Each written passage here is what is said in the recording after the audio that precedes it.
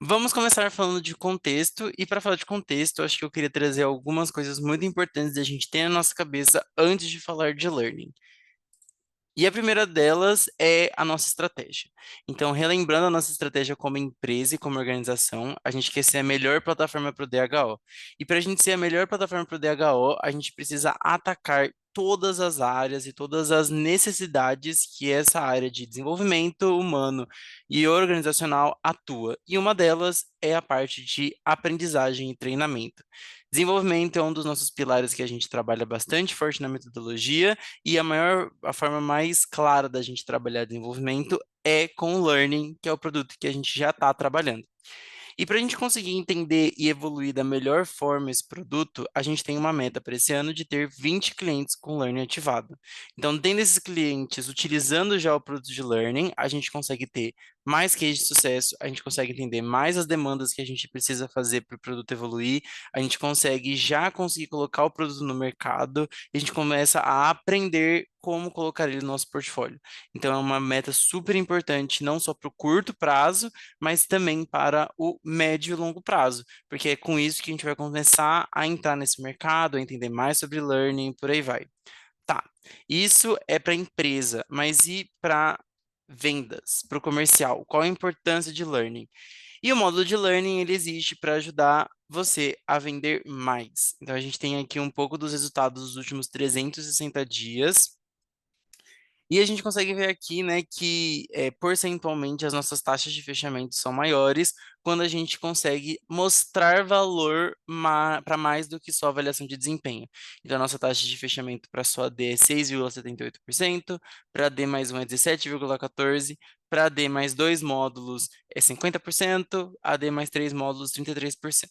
A D mais dois módulos eu acho que tinha poucos casos, então por isso 50% é muito alto. Eu acho que 50% também é um pouco exagerado, mas vamos focar nesse 17,14 versus 6,78, que já é mais que o dobro, quase o triplo da taxa de fechamento de só avaliação de desempenho, né?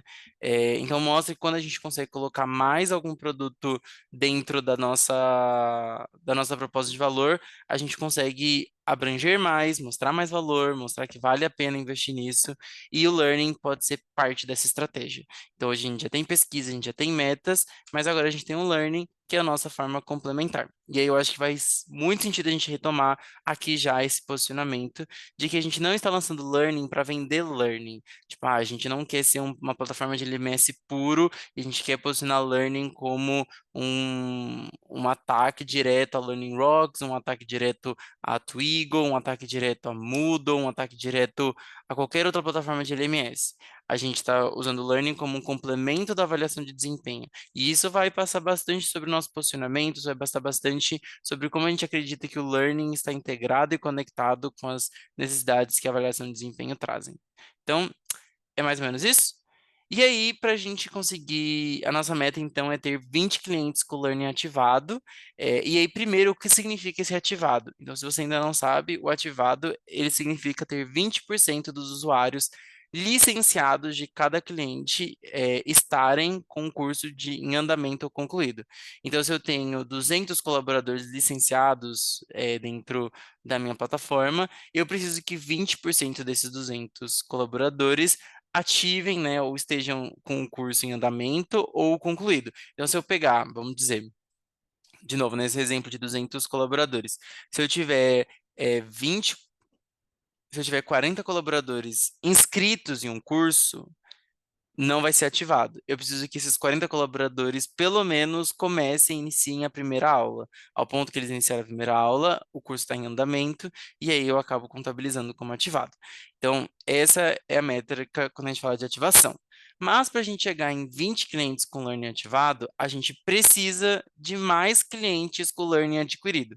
E a gente vendo as nossas taxas de ativação, a gente viu que fazia sentido a gente ter uma meta de 40 clientes com Learning adquirido. Então, para a gente bater 20 clientes com o Learning ativado, a gente precisa de 40 clientes com o Learning adquirido. E esses 40 clientes de Learning adquirido podem vir por três frentes. Podem vir pela frente de CSM, então a gente fazer o Learning como moeda de troca, olhando para como a gente consegue evitar churn, aumentar a retenção, aumentar o engajamento e etc. A gente tem a via de expansão, então como a gente consegue fazer o cross-sell com o learning com nossos clientes, e a gente tem o ponto de novos negócios. Olhando para novos negócios, olhando para o comercial, a nossa meta para o Q3 são trazer novos 5 clientes com learning. Então, não é de learning, mas são 5 novos clientes que têm um AD e a gente consiga trazer learning em conjunto nessa proposta.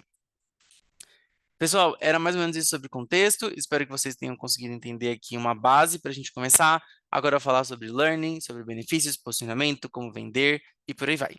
Então, até o próximo vídeo.